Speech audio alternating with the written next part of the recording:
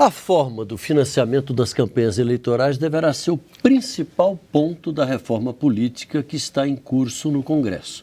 Vários especialistas entendem que a participação de empreiteiras no financiamento das campanhas é o grande foco da corrupção desenfreada que ocorre no Brasil, cuja ponta do iceberg é a que veio à luz com os resultados da Operação Lava Jato. O deputado Chico D'Angelo, do PT do Rio de Janeiro, defende o financiamento público exclusivo.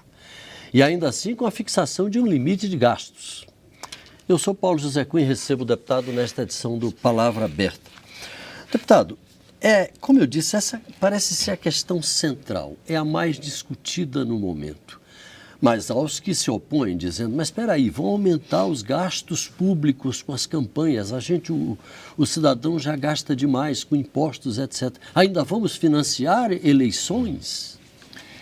Então, acho que a gente tem exemplos no mundo que mostram que essa é uma inverdade. A França, por exemplo, que é um país que tem uma tradição democrática exemplar, em 95, por exemplo, já fez a escolha de proibição de financiamento de empresas nas suas eleições, né? Desde 95 fez uma reforma política só permitindo o financiamento de pessoa física e com teto, se não me engano, de 4.000 euros por pessoa. E para partido também de 7.000 euros durante todo o ano. A Bélgica, uma medida até mais ousada, é financiamento público exclusivo, não tem nem permissão nem Não existe a figura da doação. A figura da doação de pessoa física. Como eu percebo que o cenário aqui na Câmara de uma reforma mais ousada de financiamento público exclusivo, eu acho que é fundamental que essa legislatura faça uma iniciativa concreta na questão da reforma política. Que se tem, então, uma proposta que agrade a setores como a OAB, CNBB e outras mais de 100 entidades aí que estão discutindo e defendendo a proibição de financiamento de empresas nas campanhas, que é uma maneira já de diminuir custo, democratizar, permitir que o cidadão comum possa se candidatar. Hoje, cada vez as campanhas estão mais caras. Os números estão mostrando de 2006, de 2010, 2012, 2014, vem progressivamente quase que inviabilizando o cidadão comum e distanciando a população do Congresso. Então, é muito difícil um cidadão comum hoje, nas condições atuais, ele que não tem acesso a essas fontes de financiamento que hoje abastecem as grandes campanhas, poder disputar em pé de igualdade uma campanha eleitoral no Brasil. Isso. Como eu acho que entre as outras várias propostas da reforma política não há muito consenso, cláusula de barreira, assim, como eu acho que o foco, e aí a história do Brasil recente tem mostrado, eu acho que desde o processo de redemocratização para cá, Sarney, Itamar, Collor, Fernando Henrique, Lula, a questão do financiamento sempre, em vários momentos, tem se vivido crises, fruto muito da questão dos financiamentos. Então, eu acho que está na hora de enfrentar. Olha, deputado, eu falei no início, o senhor defende um teto, um limite. Mas esse teto seria para os doadores particulares, por exemplo? Isso. Ou o senhor defende também um teto de recepção? Ou seja, o partido só pode receber até tantos milhões de reais. Isso. Eu acho que tem que ter o teto para a pessoa física, permitir... o teto de doação.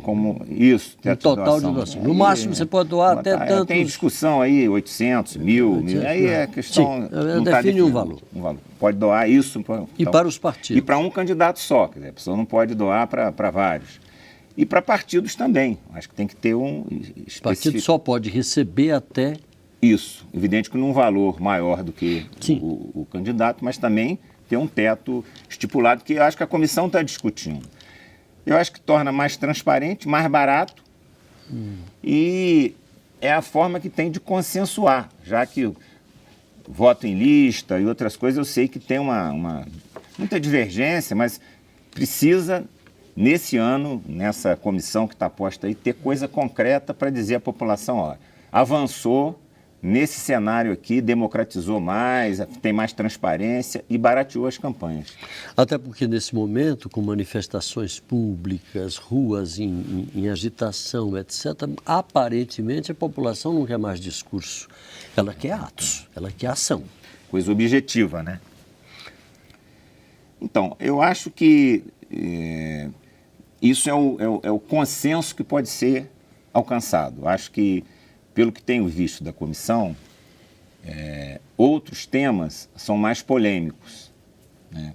Várias questões que estão em pauta aí, enfim. Mas eu acho que esse, primeiro, que é o que mais interessa à população. Segundo, que é o mais importante mesmo. Eu acho que esse cenário que está posto aí hoje, com relação ao governo da presidenta Dilma, que tem a ver com a questão da Petrobras aí, e que tem a ver também com a questão de campanha que está posto, né? A gente viu alguns manifestantes de oposição na rua que, paradoxalmente, semanas depois, estavam lá envolvidos aqui e ali, com até uma coisa meio senadores. E acho que esse cenário de ódio, raiva, rancor, que pós a eleição foi construído, muito a ver com a questão da corrupção, ele precisa ser melhor entendido. Acho que nós precisamos trabalhar com a questão democrática, essa é a primeira questão. Vinha conversando aqui antes de iniciar. O Fernando Henrique, em setembro de 99, primeiro ano do seu segundo mandato, ele tinha de ótimo e bom, uma rejeição fantástica, tinha 9% só de ótimo e bom em setembro de 1999. E nem por isso se rompeu a democracia, se pediu o mandato dele, quer dizer, ele estava numa rejeição absurda e cumpriu o seu mandato como deve ser feito pela Constituição. Concluiu o seu mandato, seus mais 3 anos, né? Então, que é um argumento que se tem, está num momento difícil de não aprovação. Acho que isso não é argumento para uma presidenta da República eleita legitimamente, com a maioria dos brasileiros votando, e misturar, saber fazer as análises diferenciadas. Esse cenário dessa onda, essa maré conservadora que o país está vivendo, eu acho que ela não, com rejeição e preconceitos e raiva e rancores do ponto de vista de gênero, do ponto de vista de sexualidade das pessoas, isso é uma coisa muito ruim, é uma coisa meio da pedra lascada. A gente tem que avançar nas questões sociais e também nas questões do direito das pessoas. Deputado, voltando um pouco, voltando um pouco para a questão da reforma política, a gente observa também que, na percepção popular, o que se entende por reforma política não é exatamente o que se entende por reforma política aqui no Congresso.